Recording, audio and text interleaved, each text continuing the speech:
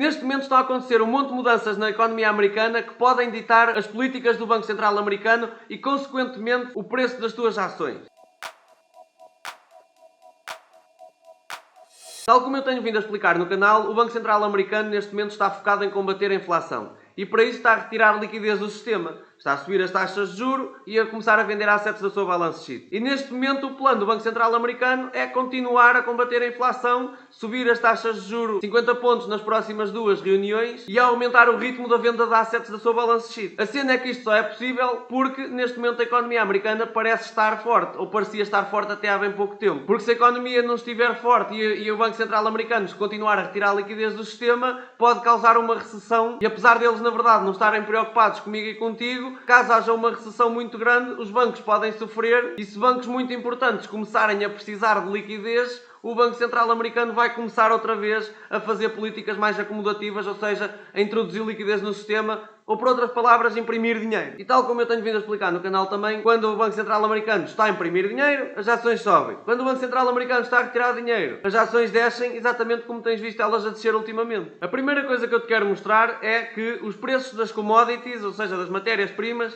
estão a descer ou a manter-se estáveis. Isso interessa-nos bastante porque isso diz-nos o que é que vai acontecer ao preço das coisas em si que são feitas destas coisas. Se o preço da madeira está a descer, as coisas que são feitas de madeira também provavelmente vão descer. E tal como podemos ver aqui, apesar da energia continuar alta, não está a subir tão rápido como estava a subir antes. Mas todas as outras coisas ou estão a descer ou estão muito mais estáveis também do que estavam antes. Se nós olharmos aqui para esta parte do mês para mês, conseguimos ver que a maioria das coisas estão a descer de preço e não a subir de preço. Existem algumas cenas que subiram na mesma, mas no geral o preço das commodities tem estado a descer e é isso que nos interessa ver. Porque se as commodities estiverem a descer, significa que temos menos uma pressão inflacionária para nos preocuparmos. Os preços da gasolina em si também têm estado mais ou menos estáveis, já não estão a subir tanto como tinham estado a subir aqui nesta altura desde o início do ano, e apesar de estarem altos na mesma, o que nos interessa é que estejam um bocado mais estáveis pelo menos, porque as empresas tendem a subir os preços consoante aquilo que esperam que os custos vão ser no futuro e não com aquilo que são neste momento. E lá está, o custo da gasolina e do gasóleo é extremamente importante porque quase tudo tem que ser transportado de um lado para o outro e o transporte representa uma grande fatia dos custos. E outra coisa que vai provavelmente contribuir para muito menos inflação no futuro é o facto das empresas neste momento estarem com recorde nível de inventários. As empresas, por causa dos problemas da supply chain, começaram a comprar um monte de produtos para se protegerem para o caso deles faltarem e neste momento as empresas então estão com um recorde de inventários por causa disso. E lá está, se as empresas têm muito mais inventários, significa que existem muito mais produtos para vender, o que provavelmente significa uma baixa de preços nesses produtos. Outra grande mudança é o facto das empresas estarem a gastar cada vez menos em marketing e estamos a ver um monte de empresas a reportarem baixa guidance. E guidance é basicamente os números que eles esperam atingir nos próximos tempos. E se as empresas esperam reportar cada vez piores números, significa que as coisas não estão lá muito bem. O Snapchat é um bom exemplo disso porque ainda há pouco tempo reportou uma guidance nos earnings passados e agora, um mês depois, veio dizer que a guidance que deram estava errada e não foi para dizer que ela afinal ia ser melhor. Não, foi para dizer que ia ser muito pior. E empresas como o Snapchat são importantes estarmos atentos porque tem a ver com marketing. E se as empresas estão a gastar muito menos em marketing, significa que as empresas estão com problemas porque as empresas estão a cortar numa das partes mais importantes do seu negócio. Para além disso, temos o sentimento do consumidor que está cada vez mais baixo e se os consumidores não se estão a sentir muito bem acerca das suas finanças, significa que também não estão à espera de gastar tanto como gastavam antes, o que significa menos lucros para as empresas, o que significa que a economia fica ainda pior. O que também significa menos pressão na inflação. Para piorar ainda mais as coisas, podemos ir a layoffs.fyi e vermos que 725 empresas neste momento já anunciaram despedimentos. E se vemos o número de despedimentos a aumentar cada vez mais, significa que menos pessoas vão estar a receber salários, o que significa que menos pessoas vão estar a gastar dinheiro, o que significa menos pressões inflacionárias. Mais interessante ainda é o facto da informação de mobilidade estar a mostrar quedas enormes na movimentação dos consumidores para dentro de lojas, principalmente de retailers e de empresas recreativas. Ou seja, existem empresas que reúnem a informação de geolocalização dos telemóveis e conseguem tirar bastantes conclusões sobre para onde é que estão a entrar e a sair pessoas. E essa informação mostra que nas últimas semanas temos estado a ver quedas enormes na ida de pessoas a centros comerciais, lojas e parques de diversão, por exemplo. O que significa que as pessoas não vão tanto às compras nem gastam tanto em diversão nas últimas semanas, e isso confirma aquilo que tivemos a ver até agora. Se calhar o facto das pessoas estarem a divertir menos e a comprar menos coisas tem a ver com o facto das empresas estarem a fazer cada vez mais despedimentos, e talvez seja por isso também que as empresas estão a reportar cada vez menos guidance, que elas têm acesso a esta informação. Para fazer as pessoas se sentirem ainda mais pobres, o mercado imobiliário está a começar a acalmar nos Estados Unidos e estamos a ver um recorde de pessoas a baixarem o preço das suas casas, e é só te lembrares do que é que aconteceu em 2008 para veres o que é que o preço das casas baixar pode fazer ao consumidor. E pior ainda, aos bancos, que é o que interessa ao Banco Central. Outra coisa bastante importante é que a 5-year break-even, ou seja, as expectativas de inflação,